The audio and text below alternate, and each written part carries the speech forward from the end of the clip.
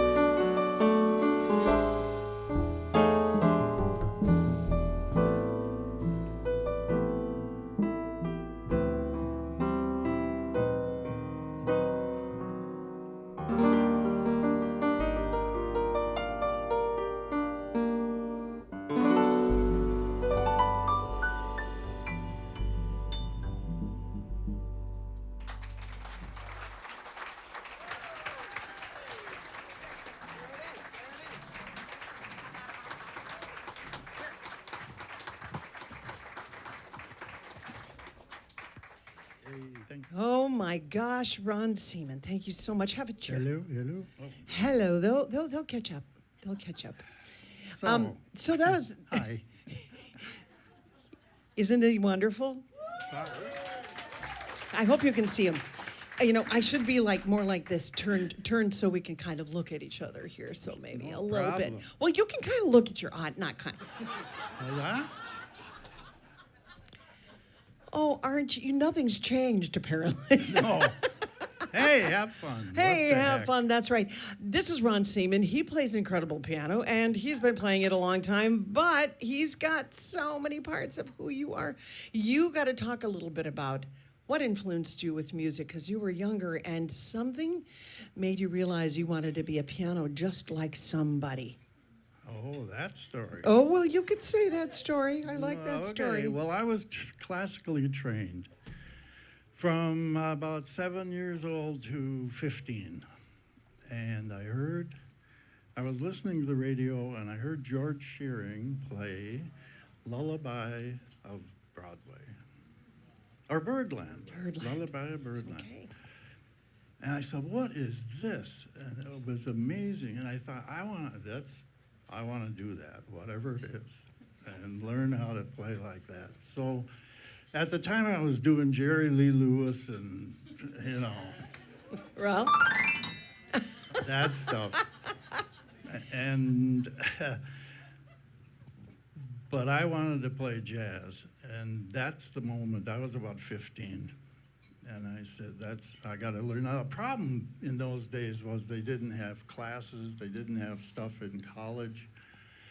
There were very few teachers that knew how to teach jazz. Nowadays, you can get degrees at the U of M or other colleges in jazz performance and jazz study, which I would have loved. But in those days, you had to listen, and learn from listening to Oscar Peterson and Bill Evans and all those guys. So that's how that happened. That's how that happened. But from what you told me, you stayed pretty much in rock and roll. And did you play in a country band or a Dixieland. Dixieland band? Okay. Yep. But the George Shearing, were you playing that when you weren't playing the Dixieland? Well, you couldn't sell. I mean, we played at Big Reggie's Danceland in Excelsior Park. And we got giggles. You guys People are remember that, remembering, yeah. right? Okay. Yeah, Big Reggie's. And it was a Dixieland band. We played there every Saturday and Sunday afternoon during the summer. And it was just a big party. And everybody was dancing and having a great time. And I was about 18 and looked out from the stage and I thought, wow, this is so much fun. And I loved it, but I wasn't playing what I really wanted. I wanted to play like George Shearing. And so there was a conflict. Well, there's a conflict, but I think when we were talking, you were talking about taking the gigs as they came, and you were going to college, you were taking the gigs as they came. Some of them were very interesting gigs. And Shall we go into that? No, I'm not. It's No, they can hear it on the. They can hear it on the interview, and when we finally just do say the this documentary. much, Hennepin Avenue. Do you get it now, where I was? Some apparently do. So there you go. And some of them were great, like show bands and playing for singers. Was it Yep. Edgewater and things like that? Kay Nygaard. Oh my gosh, great singer. And you. Yes. She was in my band. I was in your band. Now, this is a story I got to tell. Oh, dear. How old is Isaac? Isaac is 42. She was pregnant with Isaac in my band.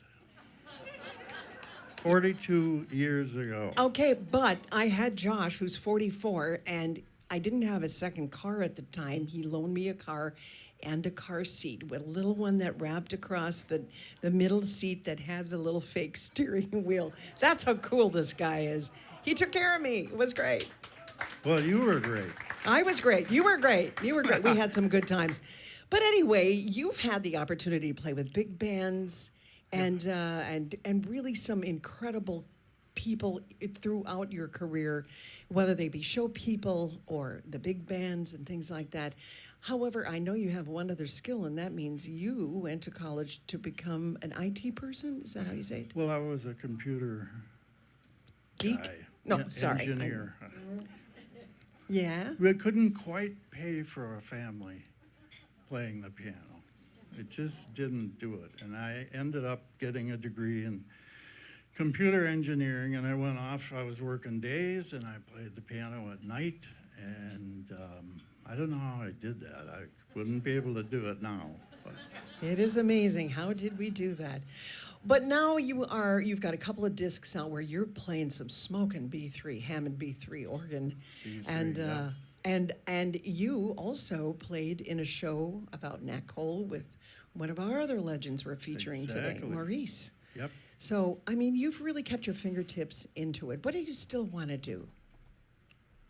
You want a gig? Do you have any more Take a gigs? nap. No. I made them come really early today. Oh. Okay, Ron, do you have any more gigs coming up? I do. I figured out I got enough hair for about 5 more gigs. Ron, will you do another song I for will. us? It's Ron Seaman, everybody.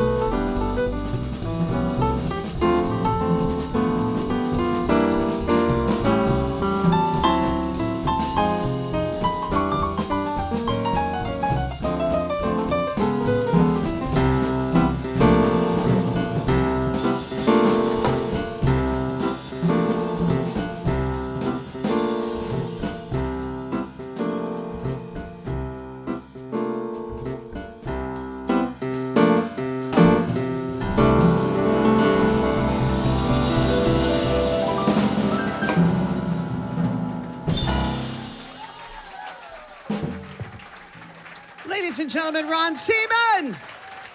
Oh, wait. I have to be super careful because the bottom is not glued on. Just be very careful. There's your little award for being a jazz legend. I think Ron Seaman is a jazz legend people are going to aspire to want to be. So there you go. Right? Thanks, Ron.